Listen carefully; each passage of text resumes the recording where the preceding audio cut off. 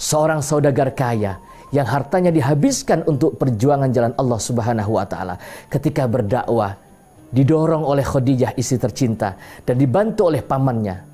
Pada tahun yang sama, pemirsa, dua manusia mulia ini dipanggil ke hadirat Allah Subhanahu wa taala. Hati siapa yang tidak sedih? Hati siapa yang tidak terpukul sejak lahir menjadi yatim?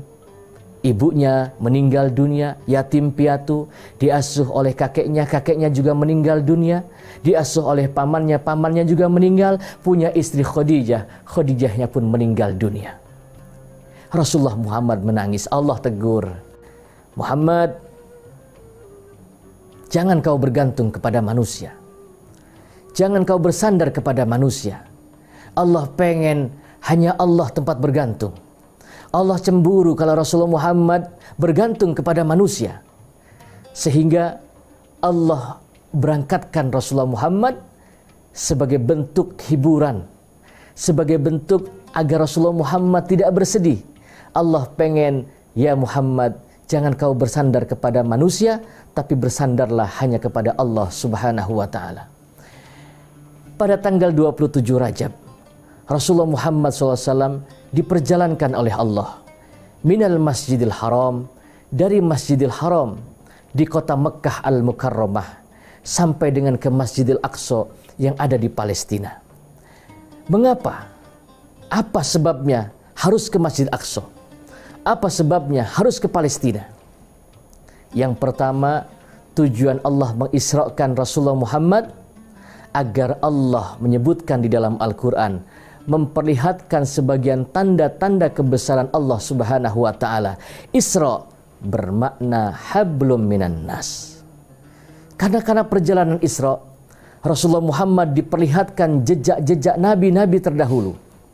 Di dalam hadis dijelaskan, Rasulullah Muhammad diperlihatkan Nabi Musa sedang sholat di atas kuburannya. Lalu Rasulullah Muhammad berjalan lagi. Rasulullah Muhammad mencium bau harum dari sebuah kuburan. Dari kuburan tercium bau harum, Rasul bertanya kepada malaikat Jibril, "Ya Jibril, ini bau harumnya apa?" Dijawab oleh malaikat Jibril, "Ini bau harum dari kuburan seorang wanita yang mempertahankan imannya." Ibrah untuk kita.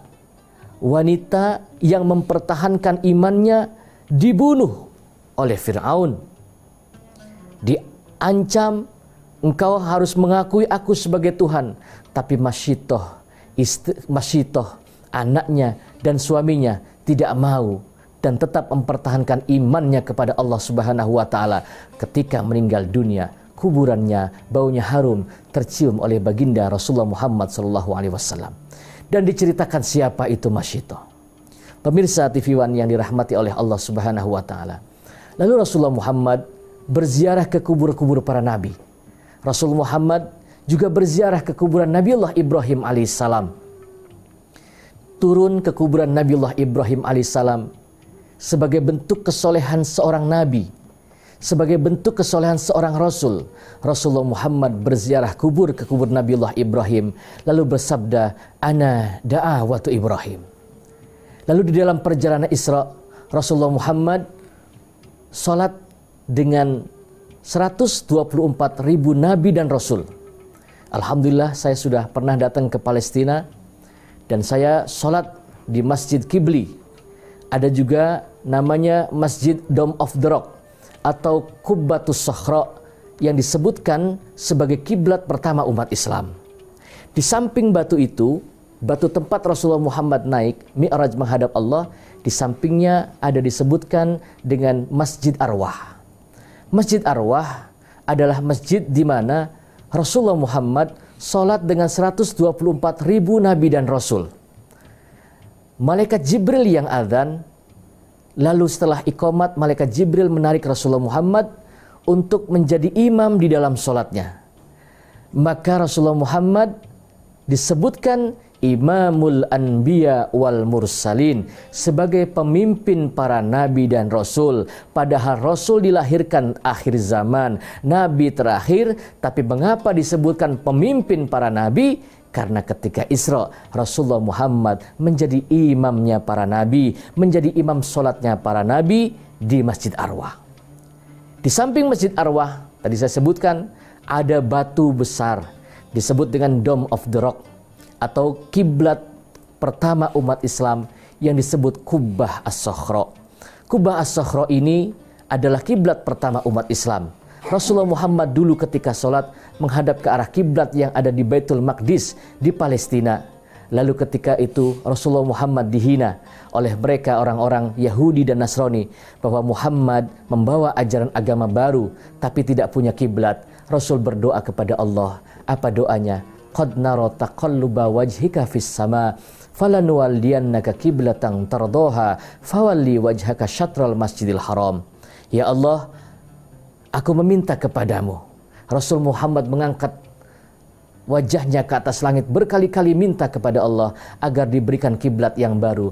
Allah perintahkan, fawali wajhaka syatral masjidil haram, pindahkan arah kiblatmu ya Muhammad dari Baitul Maqdis yang ada di Palestina menuju Masjidil Haram yang ada di Makkah Al-Mukarramah. Lalu Rasulullah Muhammad Mi'raj, naik menghadap Allah Subhanahu wa taala. Isra berarti hablum minan nas dan Mi'raj berarti hablum minallah. Hablum minan nas, baik terhadap manusia, tapi tidak ibadah, belum dikatakan soleh. Hablum minan nas dan hablum minallah menjadi plus. Hanya ibadah saja, tapi sama tetangga tidak baik, sama saudara tidak akur, sama lingkungan tidak baik. Itu belum dikatakan soleh. Yang dikatakan soleh adalah hablum minan nas. Dia baik terhadap manusia di lingkungannya. Dia baik terhadap manusia di sekitarnya. Hablum minallah. Dia juga baik terhadap Allah Subhanahu wa ta'ala. Maka peristiwa Isra wal Mi'raj adalah peristiwa hablum minan nas dan hablum minallah. Hablum minan nas dan hablum minallah itu punya hadiah besar, yaitu perintah solat 5 waktu.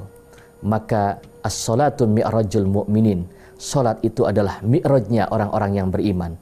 Maka ketika orang yang solat tidak boleh dilangkahi di depannya. Mengapa? Sesungguhnya ketika dia sedang solat, dia sedang berkomunikasi dengan Tuhannya. Dia sedang ngobrol dengan Tuhannya. Dia sedang berkeluh kesah di hadapan Rabbnya. Wallahul muwafiq ila aqwamit thoriq. Tsumma assalamualaikum warahmatullahi wabarakatuh.